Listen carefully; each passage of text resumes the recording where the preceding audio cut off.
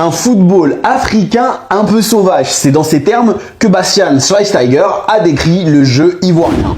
Je suis choqué, comment c'est possible? Comment c'est possible, Bastian Schweinsteiger qui parle de la Côte d'Ivoire, les gars, en interview, c'est une dinguerie ce qu'il a dit.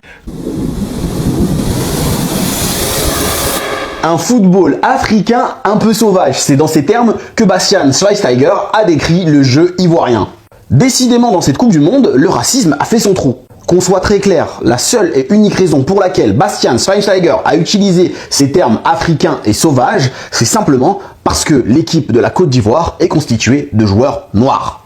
Parce qu'autrement, à part Kessié qui est parti prendre des sous en Arabie Saoudite, ils jouent tous en Europe et la plupart d'ailleurs ont été formés en Europe. Et c'est pas le propre que de l'équipe type parce que si on regarde le banc des remplaçants, on constate qu'il n'y a aucun joueur ivoirien évoluant en Afrique.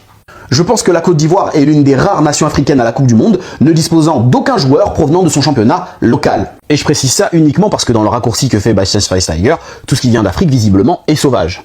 Je pense que Bastian Schweinsteiger devrait remercier le bon Dieu tous les jours d'avoir fait naître Yaya Touré ivoirien et pas allemand, parce que sa carrière n'aurait clairement pas été la même autrement.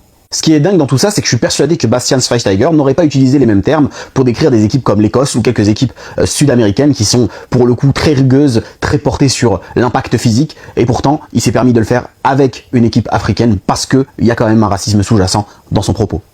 Je suis choqué, comment c'est possible? Comment c'est possible, Bastian Schweinsteiger qui parle de la Côte d'Ivoire, les gars, en interview, c'est une dinguerie ce qu'il a dit. Comment c'est possible de parler comme ça venant d'un grand joueur? Comment c'est possible? C'est vraiment une dinguerie ce qu'il a dit. On lui a posé la question dans une chaîne allemande, qu'est-ce que tu penses du jeu ivoirien? Il a répondu, le jeu ivoirien du football africain un peu sauvage. Ça veut dire quoi? Ça veut dire quoi? Non, c'est vraiment dégueulasse, hein. C'est dégueulasse, il s'est lâché. Il s'est lâché, l'ancien. Qu'est-ce que tu fais? Qu'est-ce que tu fais? Moi, personnellement, j'avais du respect parce que t'étais un vrai milieu, t'étais un vrai joueur. Mais là, c'est une dinguerie ce que tu viens de dire. Là, t'as perdu mon respect. C'est dégueulasse de parler comme ça d'une équipe. En plus, la Côte d'Ivoire, ils sont très très forts. Et l'entraîneur de la Côte d'Ivoire, c'est ce que j'ai aimé, les gars, comment il a répondu avec tellement de classe. Il essaye de faire parler de lui. Merci. Il a parlé français. Il a parlé français. Merci. Il a tellement bien parlé avec du charisme, etc.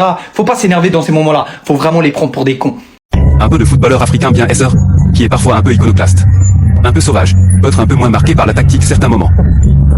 Ce sont des privilèges racistes et nous devons en parler. Il ne s'agit pas de Schweinsteiger en tant que personne.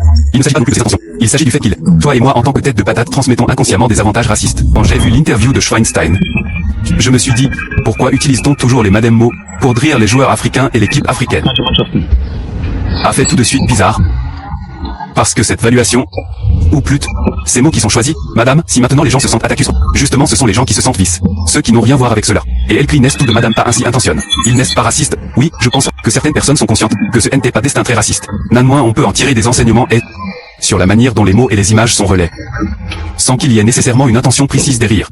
Je ne crois pas, non, je ne pense pas que quelqu'un veuille sciemment être raciste. Seulement ce genre de descriptions vont toujours dans la même direction. Et on entend bien plus rarement waouh. Il a une grande intelligence de jeu. Waouh, quelle excellente capacité de prise de décision. Waouh, il est très bien fort tactiquement. Et c'est justement pour cela que je trouve positif. Qu'on en parle maintenant. Il ne s'agit pas de mettre des gens en danger. Il s'agit de sensibiliser les gens aux images qui sont constamment reproduites.